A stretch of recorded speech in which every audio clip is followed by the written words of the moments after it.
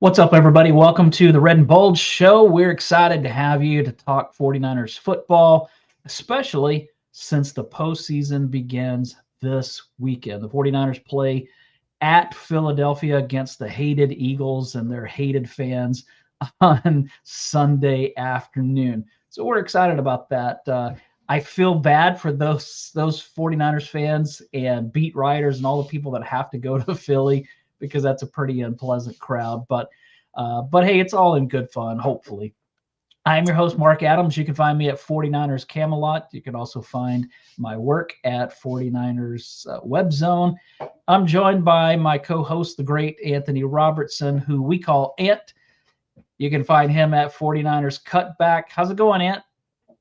It's going good, and you're right. The draw of the link in Philadelphia is not exactly the most friendly place to play. We're talking about people that throw snowballs at Santa Claus. So it's always tough going there, and we know that the 49ers are going to have a tough one ahead of them. And anyone that's brave enough to go and be amongst the Philadelphia fans, hey, you've got a lot of moxie to you. And I applaud the 49er fans that do go into these hostile environments. And we all know for the most part, most fans are just really, passionate and enjoy, going out there and rooting for their football team. But it's going to be tough on the field. I think it's going to be tough in the crowd. This is going to be a high energy game, and it's going to come down to execution in the biggest moments. It's playoff football now. Everyone you play is going to be good. Everyone's got their strengths and their weaknesses. The question is, can you capitalize on your strengths and highlight those? And can you limit your weaknesses? And that's what we're going to find out in these matchups. 3 one-game seasons to see if you can get to the Super Bowl. Yeah, it's going to be a lot of fun, and it's going to be stressful. I mean, anytime you're in the postseason, and especially with this 49ers team, they don't usually get blown out. I mean, there was that time a few years ago when Brock Purdy was injured and almost lost his arm.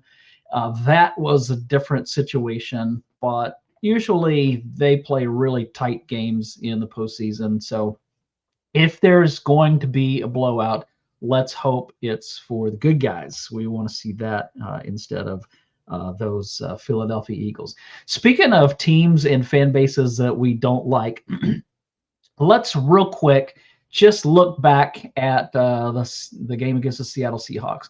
I don't want to talk about that too much because it was ugly and depressing. But what do you think? What went wrong? Because the 49ers have been flying high. Yeah, they played a really good defense, but man, there's no way they should have looked as bad as they looked last weekend.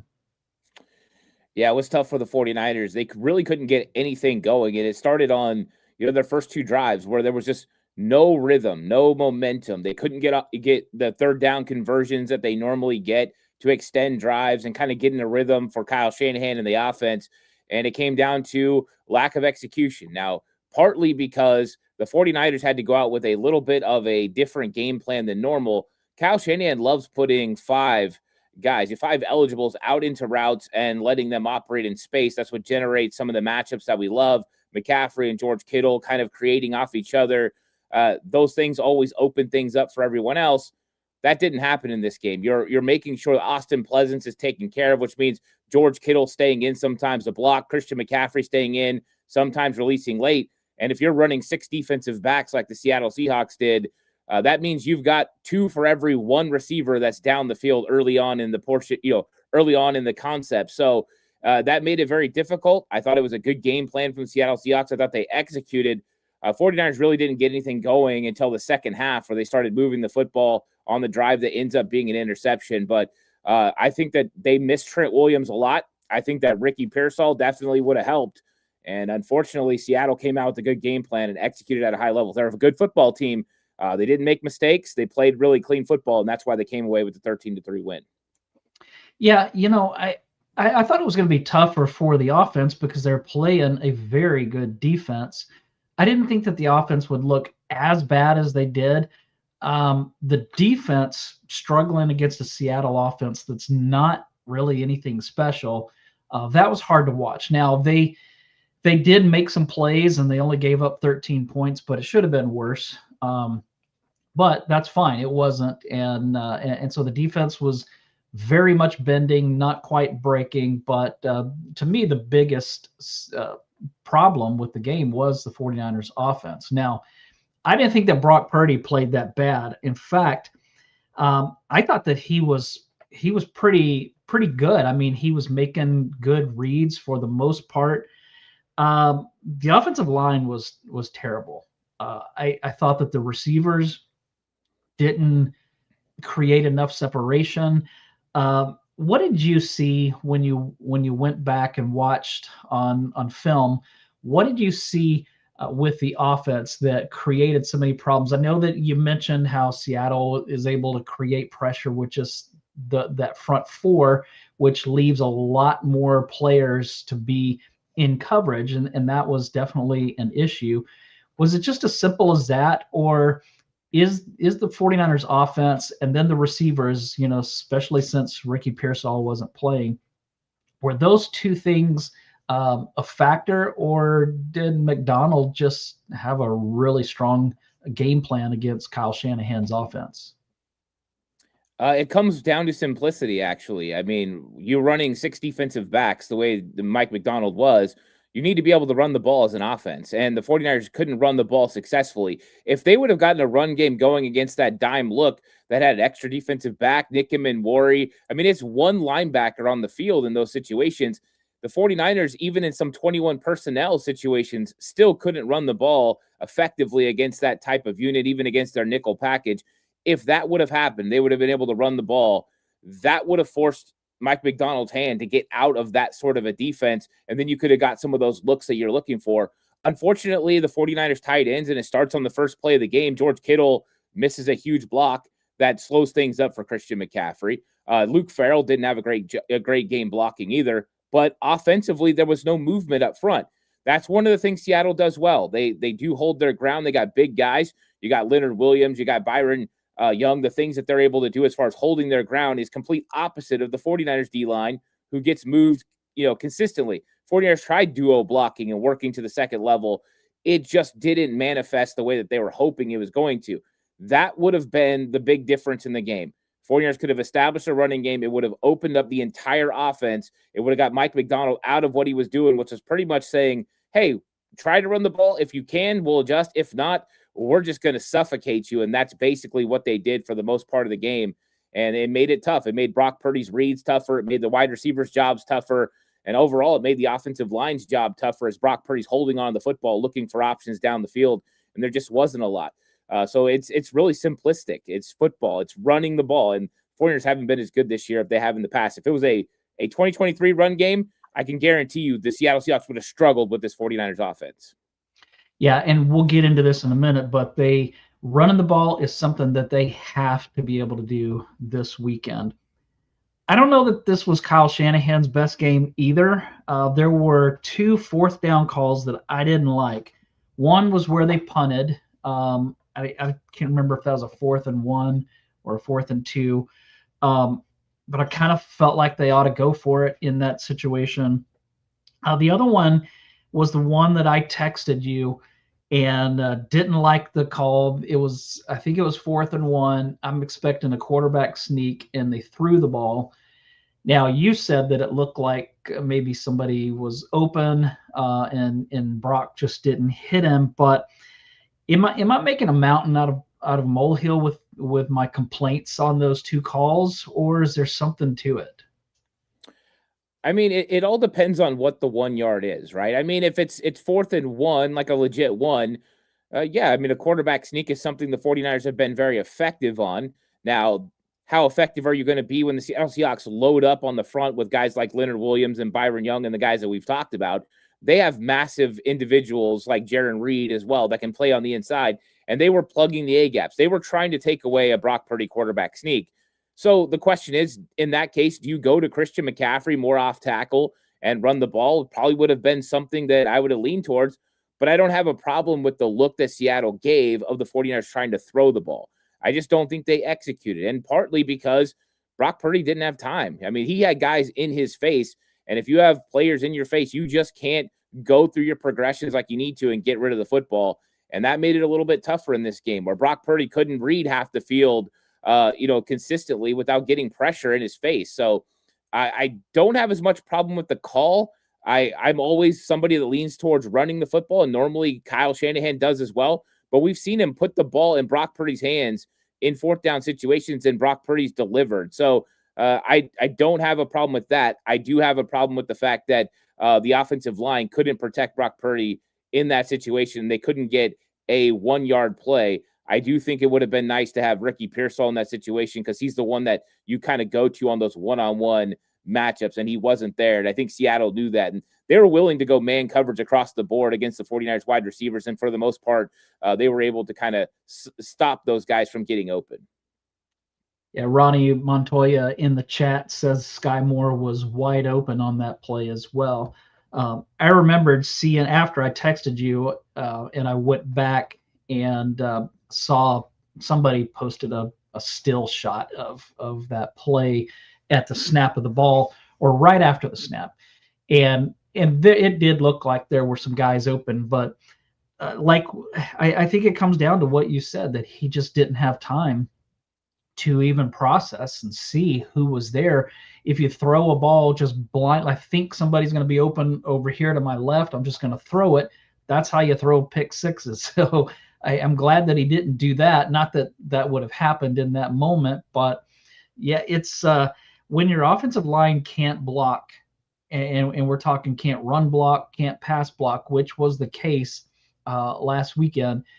It's hard for your offense to really do much. And then when they did finally put together a drive and come up with some big plays, big one to George Kittle, big one to who was the other one? Was it Demarcus Robinson? I think they hit, and then Juwan Jennings. And then you get down and you tip a ball that gets picked off at the 2-yard line. That was, to me, that was the backbreaker. Although that 3rd and 17, that wasn't the backbreaker, but that was kind of like where you're going, man, this may just not be the day that this team's going to win. Yeah, I mean, the 3rd and 17 was probably the most frustrating, I think, for all 49er fans, and I'm sure everyone had the same response that John Lynch had up in the booth, and I know I did in that moment because I know that how pivotal that play was. I mean, basically, Seattle is kind of waving the white flag right there on that drive. They're just going to try to get some yardage, prepare for a punt, and try to see if they can flip the field, and the 49ers just didn't execute, and everybody knew that that was a potential play call because 3rd and 17 is a long way to go, and you don't really, with the game plan Seattle had, it was all about taking care of the football and not having Sam Darnold make mistakes. One way you do it is put Kenneth Walker out there in space, and he's one of the most dynamic running backs in space. That's one thing he does well, and so that was a really tough play. And when it comes to that play at the goal line, Christian McCaffrey would have walked in for a touchdown if Boye Mafe doesn't get his hand up, and credit to him, he made a play. But how many other times is Christian McCaffrey still going to catch that ball and be down at the 1 or 2 yard line, or maybe even get in with the way that Christian plays? It just didn't bounce their way. And this game was a few things. It was sometimes lack of execution. We saw that in the run game. We saw that in the 3rd and 17 play where they can't complete the tackle. And then sometimes the ball didn't bounce their way either. Yetur Gross-Matos has his hands on a football that would have changed the game fundamentally. And then you get the Boye Mafe tip. And those types of things flip this game. Because if the 49ers score and make it 13-10, then all the emphasis goes on Brock Purdy, Sam Darnold. Darnold's got to drive down and get something to happen. And if not, Brock Purdy's going to have a chance to go down and win. That was ultimately what everyone wanted. And as much as that game was bad for the 49ers, it would have been a good situation down the stretch. Yeah, Tommy Huxley in the chat, thanks for the super chat. He's not crazy about some of the play calls. Said that Kyle's play calling was punk A. So, I mean, again, I think we come back to how effective was the offensive line, and Kyle could have dialed up the greatest plays of all time, but if the offensive line doesn't allow the play to unfold, then I'm not sure that we can put it on him. Let me ask you this, and we have some questions here in the chat that we'll get to here in just a minute. Turning our attention to Philadelphia. One of the big losses, two big losses from last Saturday was Ricky Pearsall and Trent Williams not playing. Do you think that they both will play, or that just one of them will play? I know it's hard and this question was asked to me in the 49ers Web Zone mailbag, which I'm hoping to come out with today or tomorrow. And I wrote that I would be shocked if Ricky Pearsall doesn't play. I think that he'll play. I'll be shocked if Trent Williams does play. I hope that I'm wrong on that one, because I think this offensive line, especially against a really good Philly front, this team needs Trent Williams. What do you think about those two players? The only way that Trent Williams doesn't play in this game is if he feels like Austin Pleasance gives the 49ers a better chance to win. We heard him go through this a few years ago with Colt McKivitz playing left tackle, and he felt like he hurt his football team by going out there and trying to work through an ankle injury. I think that as long as Trent Williams feels like he's a better option than Austin Pleasance, and he feels like he's healthy enough to play, then I think he's going to play. I think there's a chance both of them play. I think it's probably the most likely that one of them doesn't. Now, I don't know which one that is. I think it's concerning that they said that Ricky Pearsall's got the PCL sprain re-aggravated. And so I don't know if he's going to be able to go. I think it's important if the 49ers have both, or at least the threat of both.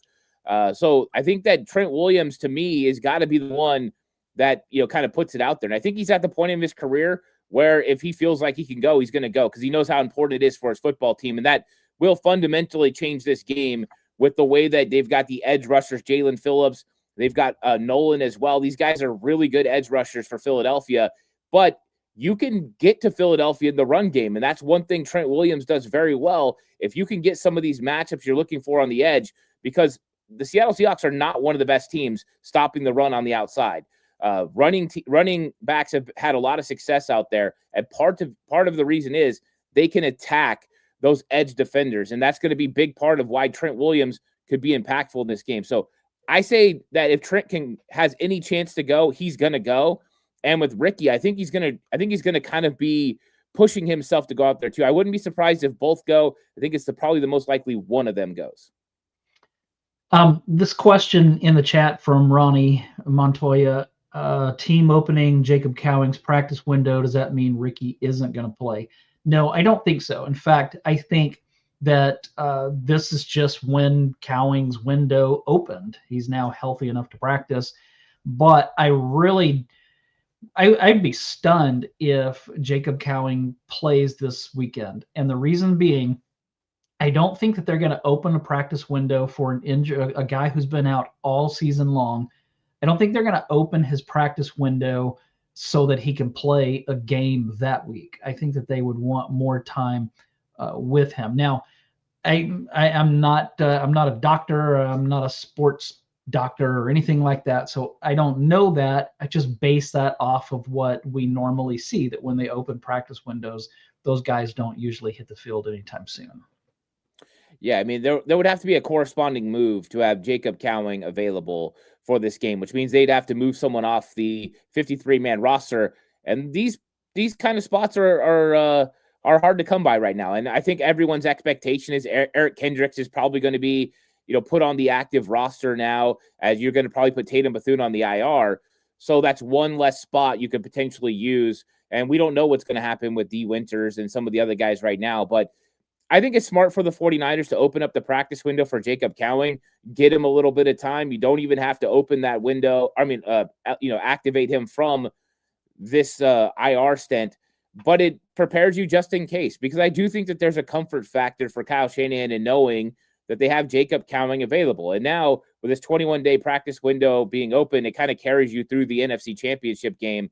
And so that means that if something happens along the way, Sky Moore goes down, or Ricky Pearsall's not able to go, you could potentially bring him back. He's somebody that's been in the system for 2 years that might be a little bit more comfortable for Kyle Shanahan than a guy like Jordan Watkins, who he's admitted hasn't been able to pass the guys in front of him, and he's the fifth wide receiver right now. So I do think it's an option, but I don't think he's coming back. I've always thought this was going to be a redshirt year for him as soon as he went on the IR to start the season.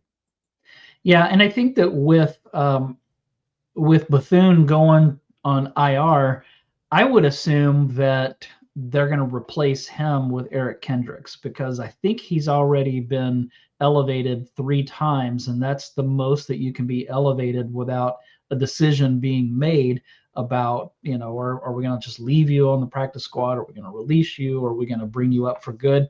So I would guess that that's going to be a move that they make on Saturday. Is that how you see it? Well, they don't have to, because in the playoffs, the practice squad, you can be elevated as many times as you want. It basically restarts the elevations for practice squad. So when Eric Kendricks first started playing, I knew they were going to elevate him 3 times, and then they could elevate him as much as they wanted for the playoffs. But because he is going to be the starting Mike linebacker, I do think that they should reward him. He'll get, a little bump in salary and have the opportunity to be the guy. I mean, he's going to be wearing the green dot. And so I do think that he's going to be elevated, but that's the good news. Anyone, and that means some of the other guys, they haven't been able to play this year. Some guys that were good on special teams, including, some wide receivers, they could elevate for this game, but they could also be elevating other linebackers, because every linebacker the 49ers have, it feels like, is dealing with an injury. So the 49ers just signed a new linebacker, Kazir White, who's been with the Cardinals. Who was he with before that? He was with somebody. The Eagles. Oh, yeah, duh. So a couple of people in the chat have asked about, Ronnie asks, how's the new linebacker against the run? And Filthy Casual fan asks, do you think Kazir White will play against the Eagles? I'm going to say yes, because here's the thing. We don't know who's going to start at linebacker. I mean, I think that Eric Kendricks is going to start, but Bethune has a groin injury and is out for the rest of the season. D. Winters has an ankle injury. Luke Gifford, a quad injury. They're both going to be evaluated later this week. So it's possible that Winters and Gifford aren't ready to go. Curtis Robinson has mostly been a special teamer. Eric Kendricks, who's probably going to start. You mentioned that he's probably going to have the green dot. He's a guy that nobody wanted because he didn't sign with a team till late in the season. And Garrett Wallow, and that's Garrett with 1 T, is someone that nobody has ever heard of. When they signed him, I literally was like, who? I never heard of this guy. So who do you think starts at linebacker? Is Kazir White gonna play? Is he gonna start, or do you think that they're gonna go more Robinson, Kendricks? How do you think that's gonna look? I think it's going to come down to, first off, D. Winters' health and how the ankle is going into this week. If he's unable to go, then I think it gets interesting. I think if you were looking at what happened last week, Garrett Wallow was the guy that they rolled with. Curtis Robinson they could go with. But both of those guys struggle a little bit with some of the ways that they play linebacker. And even D. Winters right now, him and Tatum Bethune were frustrating me when I was breaking down the film. You can tell the difference. And this is one thing that's fun about linebacker play. And as a coach, I kind of evaluate this a lot. You can tell the difference between Eric Kendricks, Tatum Bethune, and D. Winters on how they played the run each and every play. Eric Kendricks goes forward. He goes downhill. He does it the right way. You look at Tatum Bethune and D. Winters, they don't have proper footwork all the time. It takes them a little bit longer to read plays and decipher what's going on for an offense. By the time they're figuring it out, Eric Kendricks is already up making something happen. Whether he makes the tackle or not, he's putting himself in the right position to win and get across the face of offensive linemen. I noticed that right away. And it's almost like a teaching tape for linebacker coaches. You got one guy going downhill, you got the other ones moving horizontally. And it's like, no, that's not how you do it. So I think Eric Kendricks is actually going to improve the 49ers linebacker play, because I believe that he's going to instinctively know what the opposing offense is going to do. He's played against the Eagles twice last year. He's going to have an understanding of what this offense is and how they play. I think that's an advantage for the 49ers when it comes to the mental standpoint. But I also think physically he plays the position better than Tatum Bethune and plays it better than D. Winters. And when it comes to Kazir White, this is a guy that's had 138 tackles just a couple years ago. this guy can fly around and make plays. I don't know if he's going to be ready to play in 1 week. How quickly can he pick up this defense? The one thing I can say, he's been around the league. He was in Philadelphia with Jonathan Gannon. He knows what Nick Sirianni's about. He came over to Arizona and played there for Jonathan Gannon. Usually when someone travels with you like that, you really like that player. So I like his intensity. I like the way he plays. And I like the fact that 49ers have 2 veteran options, guys who know how to play linebacker in this league. I don't know if exactly it's plug and play, but I did like the prospects of Kaiser White playing next to Eric Kendricks. I do think it would be an improvement as long as he can pick up what this defense does. All right, so you know about White. Had you heard of Garrett Wallow before the 49ers signed him? No, I didn't. And I had to go back and look him up. And it was a special teams play for the 49ers, right? They needed depth at the position. Curtis Robinson's special teams has been up and down this year. And they were like, let's get Garrett Wallow to go with Luke Gifford, 2 really good special teams linebackers. But I don't think they were expecting him to get snaps like he was, even though he did play a little bit for Denver when I went back and checked him out. He did play some. So it's not like he can't do it, but I'd rather see Garrett Wallow playing Sam than Will linebacker covering in space. Yeah, and that's been an issue. They struggled against Seattle against the run, but they also struggled against the pass. So the 49ers linebackers, right now, that's the weakness of the team, in my opinion, although some people still think it's the secondary. But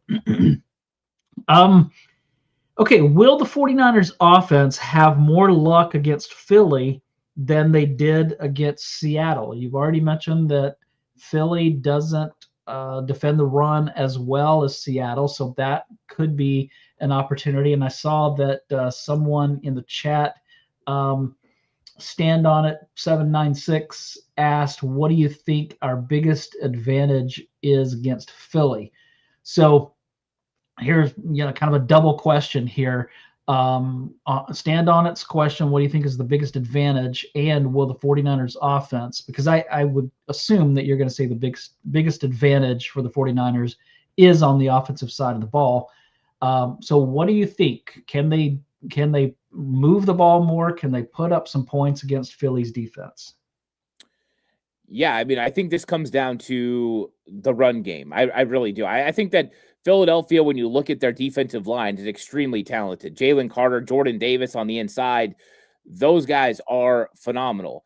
They are good at what they do, but they're really good inside. I think that your advantage for the 49ers running attack is getting to that outside zone, getting some of those toss plays, attacking those edge defenders. Now, Jalen Phillips, who they traded for at the trade deadline, he's better at stopping plays on the edge than like Nolan Smith and some of the guys that they got playing on the outside.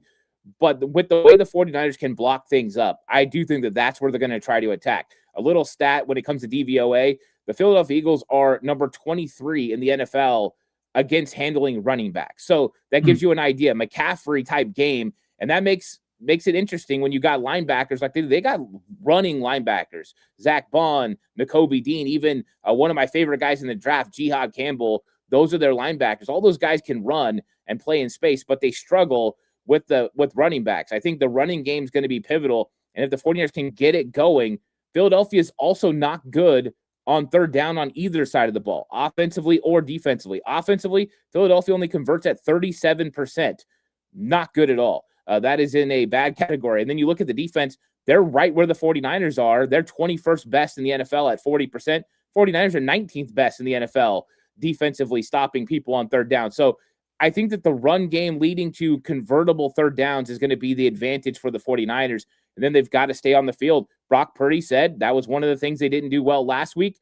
They've got to do that this week. If they stay on the field, they're going to be able to win the time of possession, ultimately slowly wear down this Philadelphia defense, where there are some advantages in the passing game too. Reed Blankenship against George Kittle. I like that matchup for the 49ers. And I also like attacking Adoree Jackson because they are number 24 in the NFL against handling the number 2 wide receiver for the opposing team, because they have one really good corner and a good nickel corner, but that other outside corner has kind of been a struggle for them all season. That's why they were trying to get guys like Darius Slay to claim off waivers. They know they've got a little bit of a hole there.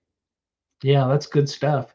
Notorious GAV asked, do we see Tonjes on any offensive plays against the Eagles? We talked about that a little last week, that, could we see some two tight end stuff with Kittle and Tonjes? I know that they like Farrell as the blocker, and that's not Tonjes' strength, but could we see more of that?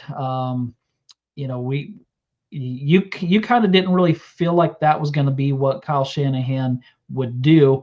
Is that something he could do this week, or do you think he's just not going to go that way? I mean, it's always something, right? If you can find something schematically that gives you an advantage, then you're going to roll with it. So, how Philadelphia plays against a 12 personnel look, really, when you're playing 12 personnel, you're trying to get the defense to declare something.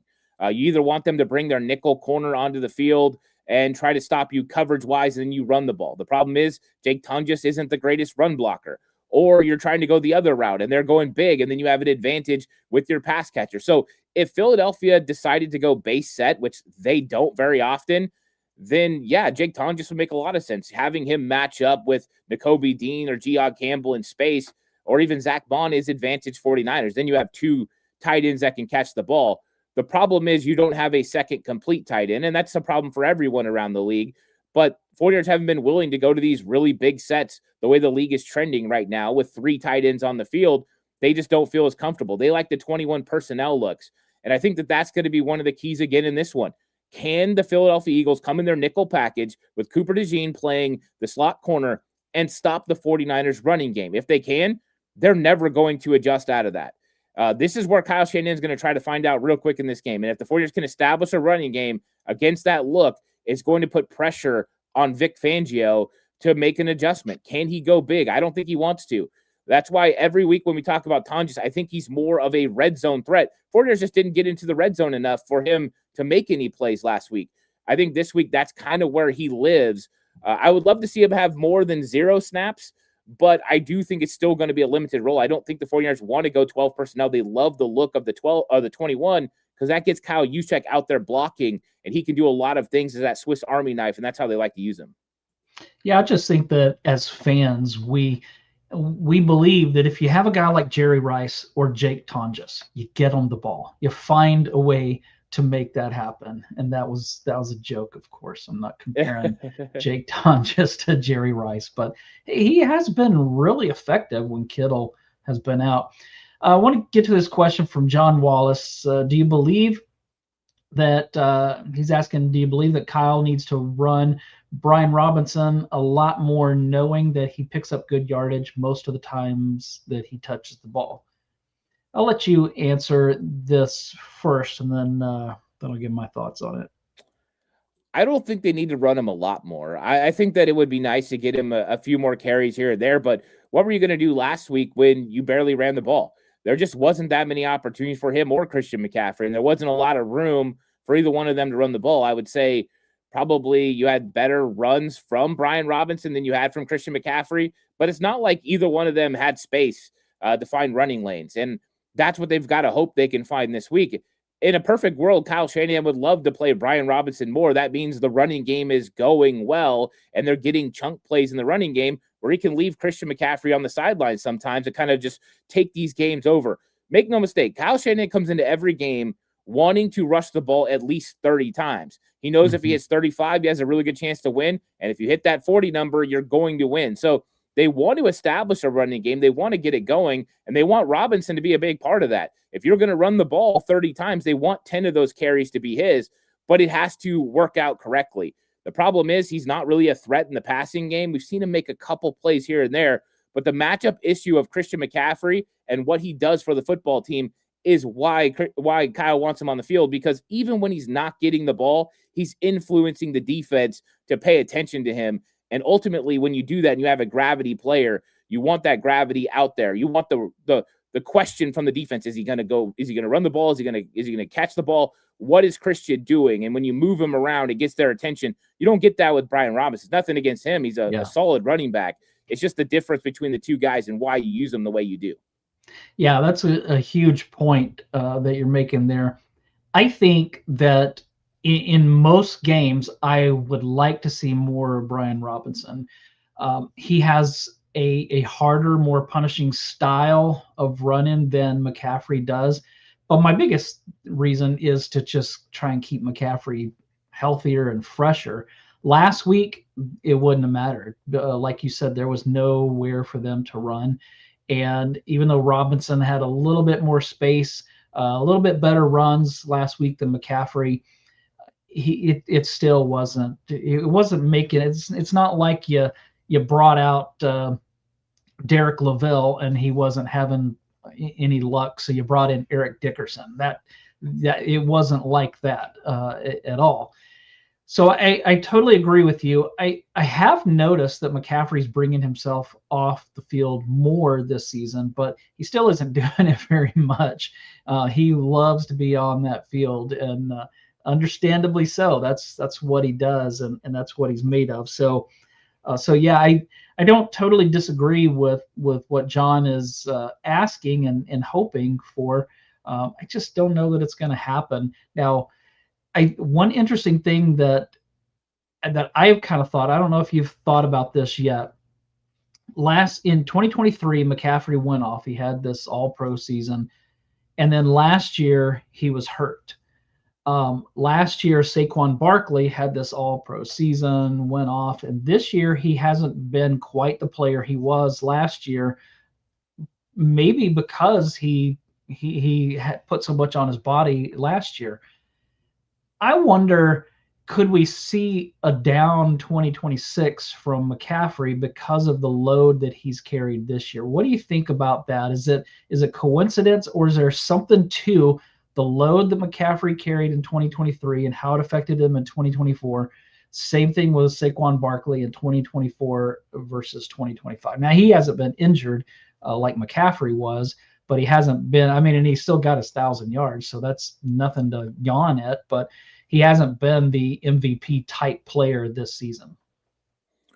Yeah, I think there's only so much tread on the tires, especially for running backs. So eventually your body starts to break down. Things get a little bit tougher. And you're talking about a war of attrition for guys like Christian McCaffrey and Saquon Barkley that in those seasons not just played a 17-game schedule, but also throughout the playoffs and then the Super Bowl. Those are extra hits. Those are extra plays, and it does wear on the body. I'm not sure that's why Saquon Barkley's having as much problems. I think also the Philadelphia offense has been different this year. They had a big change with offensive coordinator. Of course, Kellen Moore went to the New Orleans Saints. I think that changed some things up with how successful they use Saquon Barkley. They also run Jalen Hurts less this year than they did last year. In fact, 35% less runs for Jalen Hurts this year. And I think that put a lot of pressure on defenses to deal with Jalen Hurts, and it allowed Saquon Barkley a couple extra holes, and then he was just making some things happen. So I think those changes play into it as well. But yeah, I think you do take a little bit off. Every year you get a little bit slower. Maybe you just don't have the extra gear a couple of times, and they're both in the points in their career where those types of things are going to happen. The question is, can you find other ways? Like Christian's found other ways to make things happen and still be extremely impactful for his football team. But I think some of it's Kyle Shanahan knows how to use Christian McCaffrey better than Philadelphia knows how to use Saquon Barkley right now. But there's no guarantee Saquon Barkley doesn't just go ham in the playoffs and make everyone remember who he is, because he's one of the most dynamic players in the NFL. He's really, really good. So I don't know. It's going to be an interesting matchup, and I think that's a fun one. You got Barkley versus Christian McCaffrey, two of the best in the league at what they do.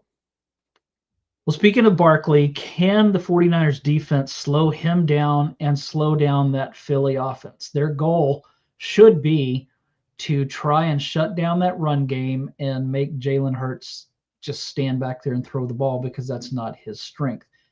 Do you think the 49ers defense can slow down Philly's offense?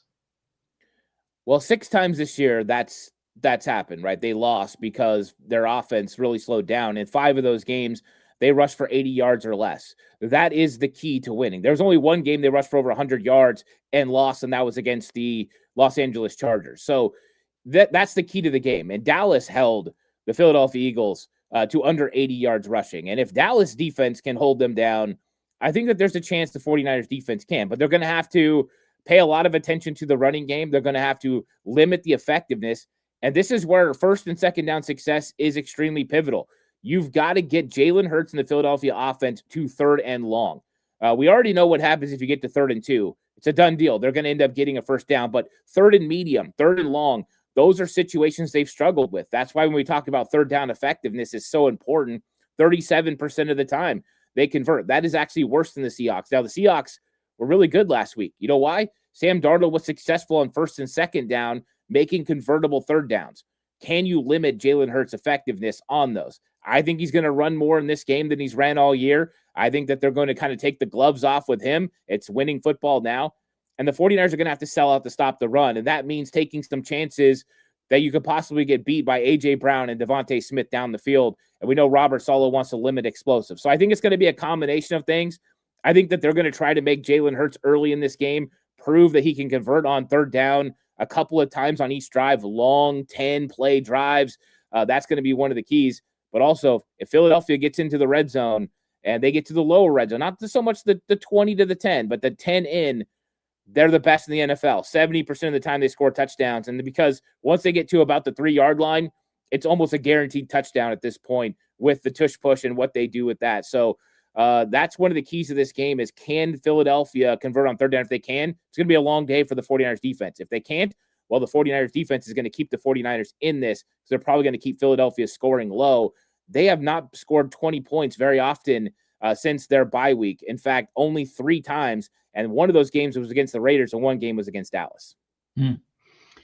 I think that the key to the game is going to be for the 49ers to run the ball, keep the Philly offense on the sideline, wear out that clock, wear out that defense, and just do their best to put up points, score touchdowns, even though that's going to be tough. But I think that they've got to try and control the game on the ground. We've mentioned that already. Tell me what you think the 49ers need to do to beat the Eagles on Sunday. Yeah, I think it starts on offense, with running the football consistently. I think if they're able to establish a running game, they're going to have opportunities down the field. I do think that there's a couple of matchups the 49ers can highlight against the Philadelphia Eagles. And the Eagles are really good. I don't want to get it twisted. They are number 4 defense as far as DVOA. But when you look at the weaknesses, you can run the football a little bit on Philadelphia, and you have a couple of places you can attack in the secondary. And I think the 49ers need to take advantage of that. It starts with the run game, and then it's got to be about converting on 3rd down, getting good drives going, keeping Philadelphia's offense off the field, and ending in touchdowns. 49ers are one of the top teams in the NFL inside the red zone as well. Philadelphia and the 49ers, both of their red zone defenses are at 53% of the time they allow touchdowns. So it's not like either defense is really bad in the red zone, and it's both offenses are really good. So I think it's going to come down to the running game for the 49ers being established and converting on 3rd down. And then I think on defense, it's got to be about stopping Saquon Barkley and slowing down that running game. If Philadelphia doesn't run the ball for over 100 yards, the 49ers win the game. If Philadelphia runs for over 100 yards, Philadelphia could win this game, because that makes it a lot easier for Jalen Hurts. Some of the looks, easy reads, getting the ball out underneath. I think the 49ers are going to try to make him throw long passes to the sidelines, take away the middle of the field, make him make long throws where he can be a little bit more inaccurate. But he's been really good taking care of the football this year too. Notorious asks, will Jalen Hurts punish the wide 9 with his legs? Can Saleh stop mobile quarterbacks? I mean, I think that there's avenues to run the football against the wide 9. I mean, that's one of the things that's tough, is keeping that rush lane integrity while also putting pressure on Jalen Hurts.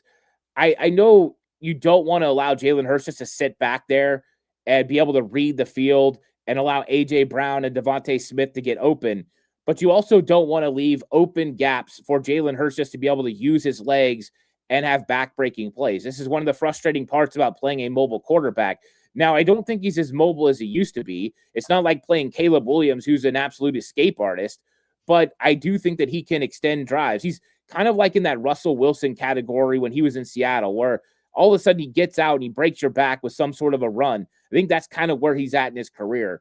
And so I think that they're going to have to play this the right way. They're going to have to bring 5-man pressures at times just to kind of keep him in the pocket.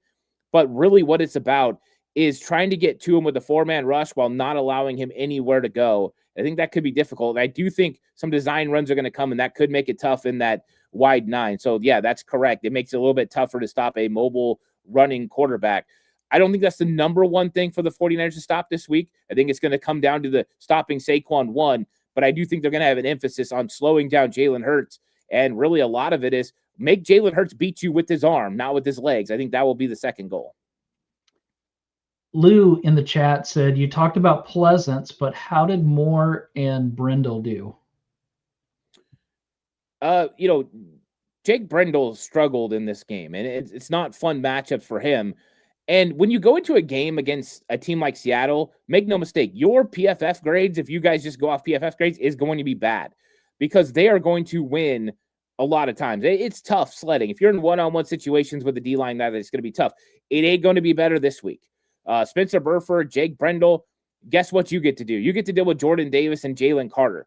Here's where you have an advantage over going against a Seattle defensive line with the Philadelphia Eagles is depth. Seattle just keeps sending out another line change, right? Another group comes in, and they're just as difficult to deal with, it feels like. With Philadelphia, you don't have that depth. It starts slowing down. So as this game progresses, and that's why it's important to get a run game going, Jalen Carter and Jordan Davis start to wear down a little bit. They're still going to be effective, but all of a sudden, third downs get a little bit easier. You have a little bit more time in the pocket. So all this is going to be important. That's why establishing a run game, especially one that wants to attack the edge, is going to be important. Make those big guys run, convert on third down. So I think depth at the position could be a problem for Philadelphia when you get to the fourth quarter. The problem is the 49ers have to make sure they're in the game in the fourth quarter for that to kind of materialize. Yeah. But make no mistake, you're going to see plays where Jake Brindle gets tossed. You are going to see Spencer Burford struggle at times. You're going to see Dominic Pooney struggle at times just dealing with this defensive line. The question is, can they win more times than they lose? If they can, and they can give Brock Purdy a little bit of time, Brock Purdy's going to find open receivers in this game. So I do think it's a little bit different than Seattle. Seattle is just a whole different animal with the way that they've got depth all along that defensive line. I want to get to Reese Niner's question in the chat here in a minute, but first I want you to tell us a little bit about how FanDuel sees this game and how you see the outcome of this game. Who wins? Yeah, right now the 49ers are a 4.5-point underdog in Philadelphia. I don't think it's too surprising. I think 3 would have been kind of the standard, but they see the 49ers, as a underdog in a lot of it. Question marks about Trent Williams, question marks about Ricky Pearsall. Now, the cool thing with FanDuel, there's going to be lots of cool player props, same game parlays, and they also have bets on the Super Bowl and the outcome of the playoffs and stuff. So if you're going to bet with them, I think the 49ers have a really good chance to win this game. I think when you're looking for the matchups, I was actually surprised to see Brian Baldinger say this is one of the toughest matchups for the 49ers.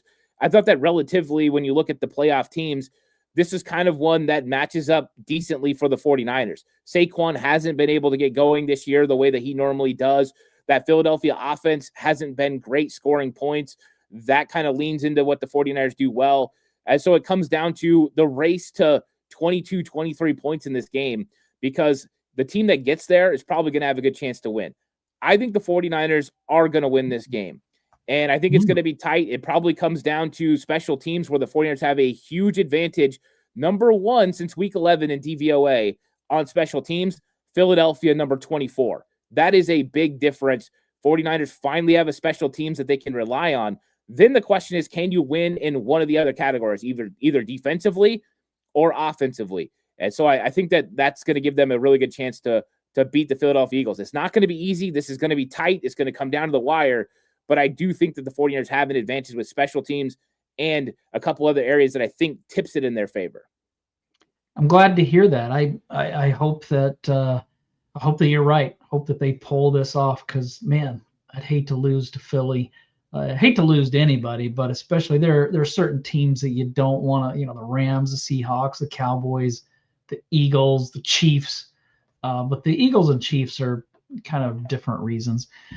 Here's Reese's question. I really don't want to get much into draft type questions until after the season. But I want to go ahead and get this. He said, we all saw John in the press box. John Lynch, he's talking about upset when Seattle converted the 3rd and 15. My question is, do you guys see them going defense again in the draft, ignoring O-line and a true wide receiver? Yeah, at the beginning of the season, I would have thought it's going to be wide receiver, offensive line, maybe some safety stuff. Not early, but I definitely think it's going to be defense again. Maybe not as heavy as it was. They've got to address the offensive line. They need to figure out some way of bringing in a receiver. I'd like to see them bring back Jawan Jennings so that he's wide receiver 3. If Pearsall can stay healthy, I think he'd be a great number 2.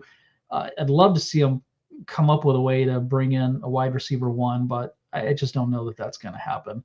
What do you think? I know it's way early and we still have a lot of other stuff to discuss, but do you think it's going to be a defensive heavy draft again? I think it depends on what they do in free agency as well, right? I mean, if they address the X receiver in free agency, a guy like Alec Pierce is available, maybe they go get a guy like that can stretch the field vertically, then it changes your thought process going into the draft. So I think that's going to be the first part. But I think, yes, they're going to address all areas. I think they want to address offensive line. It didn't work out for them last year. They had guys they were targeting, and those guys got drafted, so they had to go a different route. I think that defensively, they still have more positions that they could draft, defensive tackle especially. You probably could use some help on the edge as well, even though you just got Mikael Williams in this draft. So I do think that it's going to be heavy defense, but I think that they're also looking to sprinkle in some key offensive positions. And I think offensive line will be one of those positions they go after, and they'll probably draft another wide receiver. I think it's pretty much the point of every draft at this point for every team to draft a wide receiver or 2, just with the way the league is working. I don't know if you're ever going to want to pay wide receivers a second or third contract if it's going to be big money when you can draft guys and develop them. I think that's probably the wave of the future as teams try to keep their salary cap low. So, yeah, I think that they're probably going to go defense highly. They're also going to count on some guys right now that they drafted, guys like Nick Martin to step up next year. The continued emergence of Alfred Collins and CJ West, Mikael Williams getting back out there. Those things are going to be pivotal. You brought up safety. They've got to address safety. They need one ball hawking safety, somebody that can do it. Maybe they already do. Maybe they got a young guy that can do it, but he wasn't able to prove it this year. Maybe he'll be able to do it next year. And I think that they saw what the defense looks like without Fred Warner. Maybe it's time to start looking at finding the next Fred Warner. A good, strong, we saw what things looked like, what the 49ers defense looked like when they had Patrick Willis and Navarro Bowman, and we saw what it looked like when they had Fred Warner and Dre Greenlaw. If they could find another linebacker that can pair well with Fred Warner and then take over once Warner retires someday, then I'd like to see that, because I think that linebacker position is just really important in the NFL. All right, that is going to do it for today. Please take a minute, not even a minute, like 2 seconds, and hit that like button, that thumbs up where you're watching on YouTube. Please do that. That helps us out a lot. And if you could take a minute and go to both of our channels, 49ers Cutback, 49ers Camelot, and give us a follow, give us a subscribe, like, do all that stuff. It helps us. So thank you for all those that are in the chat. Tommy for the super chats. He said that Tig should be working at McDonald's. Yeah, I'm kind of like, Ant does a show on Thursdays with John Chapman. He's very anti Jair Brown. I'm kind of up and down on the guys. Like one play he's great, and the next play he's horrible. Ant's a little nicer than John and I are, but I definitely would like to see someone other than Jair Brown playing. But thanks, guys. Thanks, Filthy Casual, for the super chat. We appreciate it. Appreciate all the love, and for everybody watching or listening. Have a great week. Go Niners.